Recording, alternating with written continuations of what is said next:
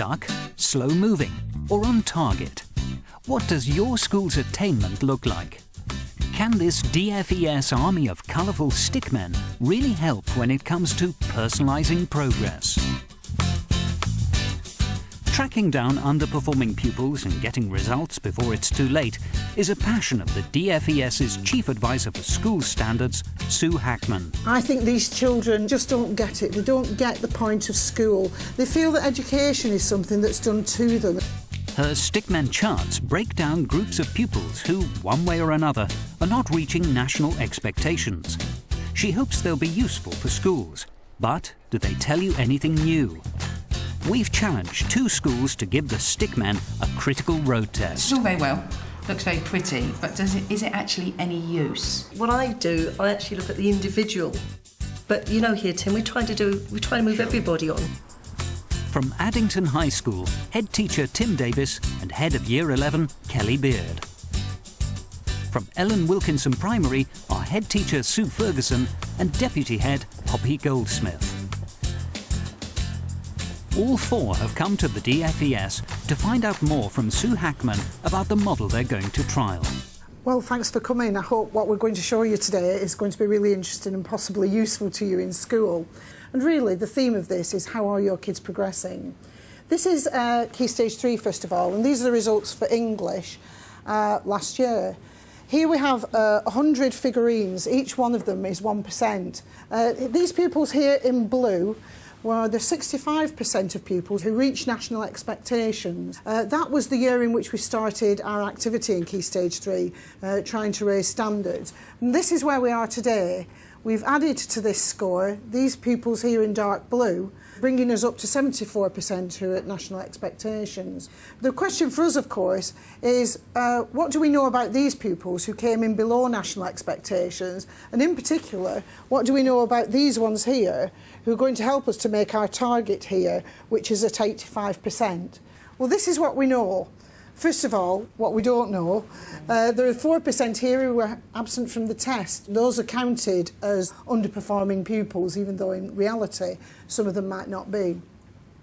Next, there are 15% of children who achieve level 4, so they're just 1 level below national expectations. Of these, 1% have regressed to level 4. And worse, we have a further 6% who are stuck at level 4. They left primary school at national expectations and then sat for 3 years in secondary and didn't add a single level. Behind these pupils, there are further 7% who reach level 4 and they're slow moving through level 4. They only add 1 level in the key stage. I think 1 level in 3 years isn't good enough. So why are these children making slow progress? There are 1% of children here who are below national expectations but have made amazing progress. I don't know, but I'm guessing this is English as an additional language. I think we've got bright children acquiring English, motoring up the system. You'd be a bit more depressed if you knew that they stick there. Beyond these children, we have 2% at level 3. They got all the catch-up programmes throughout primary school. They've been ALS, they've been FLS, they've been summer school, they've been LPU, they've been springboarded. They're in perpetual catch-up. I think these children need someone with them who understands learning to the core, who takes no nonsense, knows how to get a learner, support them and bring them on, because these children have actually given up on themselves. The other children at level 2 are below, and as you might guess, many of them have statements of special educational needs, or possibly School Action Plus. One of the interesting things for me about these under-attainers is they all want and need a different solution. These need a great teacher in the class. These need some English as an additional language support. These need mentors. And these slow-moving ones, I'm not sure, but I'm just guessing that sitting in lower sets, they might just need a teaching plan that's capable of delivering 2 levels of progress. I think they need our highest expectations, our most rapid progress plans. So how do Addington's results look given the stickmen treatment? These are their 2005 Key Stage 3 English data. Well, you've started in 2000 from a very low base at 28%. But the dark blue figures here, this rate of progress, who could ask for more than this, is just fantastic. What was the gist of how you did that? It was a school that I took over as head in 2001, and my judgment would have put it into special measures. We were in serious weaknesses after Ofsted in 2002, and it was to do with really having a complete restructuring of the fundamentals, the curriculum, the teaching and learning, the leadership, the ethos. Whatever it is, it's obviously been very successful. If Tim's school is already improving successfully, is the stickmen approach any use to him? What Sue's saying is schools have done well, but we can look at groups of pupils and we can look at varied strategies that can take things up further. And behind all that, it's not just, I sense, an attention to national targets or school targets. I think it is a passion there about what it means for individual pupils and the whole purpose of it all. Addington High School sits on the edge of a large estate in Croydon. Despite low levels of prior attainment and high levels of mobility, the school has improved significantly using their own targeting strategies for underperforming students. Kelly Beard is responsible for the school's data tracking. I mean, it's an extension of what I was doing beforehand, but it's such a much better way of presenting the data. I think what we were doing beforehand, when we were looking at the sub-levels for each child, we did concentrate on all the different levels from 3 to 5, and doing it this way really focuses on those stuck at level 4s, the ones that I think we can really make the difference with. I've had a go at doing the stickmen myself with a computer program that Sue Hatman provided, and I've got the English data for the year 10s, but I've also done it for the current year 9s, based on their attainment levels that were given at the end of year 8. Head of English Yvonne Connolly has been able to identify exactly which pupils are stuck in her year 9 English class. Do these words have anything in common? And secondly, what type of text do you think they've been taken from? I want you to have a look at those words together in your group. There are about 7 students in that class who I would consider are stuck at the moment and aren't progressing on to the next level. I actually grouped them so that they were mixed ability, so that they were in different tables and they were able to work with students who actually can perform quite well in most skills areas. And I don't think those groups would remain the same for every lesson, because we want to look at, every time they do an activity, who did it well, who needs extra help on it, and you have to look at them as individuals. What kind of text do you think these words could have come from? We think it came from a horror text, because most of the words here are actually negative. In terms of the categories, we've certainly looked at stuck pupils, and we've looked at pupils who are making fast progress. I think what we maybe need to think about are the pupils that are slow moving. As a school, we've said moving one level is the minimum expectation, so there hasn't really been a drive or a focus onto those pupils. So it's maybe something we can have more dialogue about. Back to the stickmen. What picture do they paint for Ellen Wilkinson Primary School and their 2005 Key Stage 2 English data? I've represented it on your primary diagram as the number of pupils. I didn't want to scale it up to 100 because I seriously thought you might like to go away and write the names on. Yeah. And I'd be interested to know if you could write the names on. This is tremendous then. You've got 37 of all the kids, 54 in school at the moment. And 37 of them reach national expectations, so well done, that is terrific. But you've got 11% that achieved level 3, and you'll see that in common with national averages, you haven't got any stuck either, but you did have one who'd fallen behind from being well ahead of the class. Do you know who it was? Not off the top of my head, okay, no.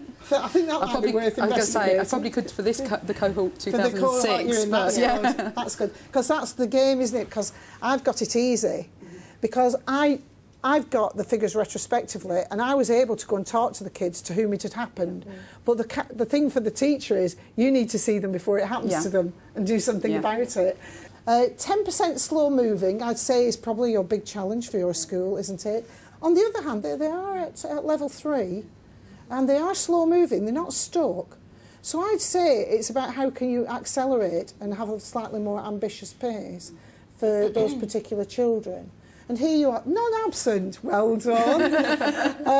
And here you are, again, very typical of national rates. You've got 6 children here who are at level 2 or below, and I'm hoping that you know who they are and that you'll have a theory about why they didn't make it. The more interesting business will be why this orange and these yellow characters didn't make it to national expectations. Ellen Wilkinson is a 2-form entry school in Newham, East London, with high levels of EAL pupils and a large SEN register. So what do they make of the stickmen approach? I thought that was a really useful meeting. How did you feel when they put our name up on the screen with our data for 2005? Got to be honest, my heart stopped, but I think it actually portrays where the school is really well, and also the journey we still need to take. Definitely. I must admit I got distracted by thinking who was that child that was slow moving. I know, especially as we've just been talking about this year's cohort. Yeah, I think it'd be useful to go back and have a look and then perhaps maybe try and do the same sort of thing with the 2006.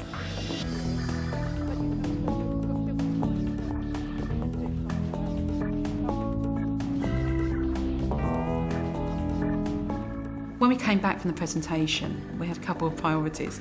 Number one was we wanted to actually go back to the 2005 data and actually identify that child. I was so miffed in that meeting that I couldn't name that child off the top of my head.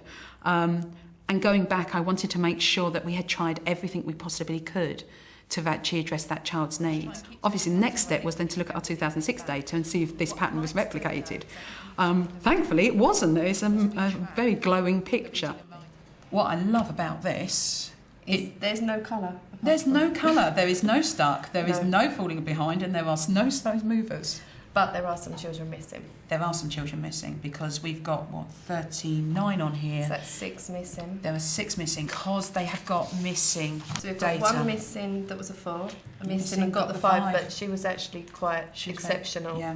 Look at the names of the other ones. Most of those came in quite late into that key stage. Yeah. Majority of those came in year 5.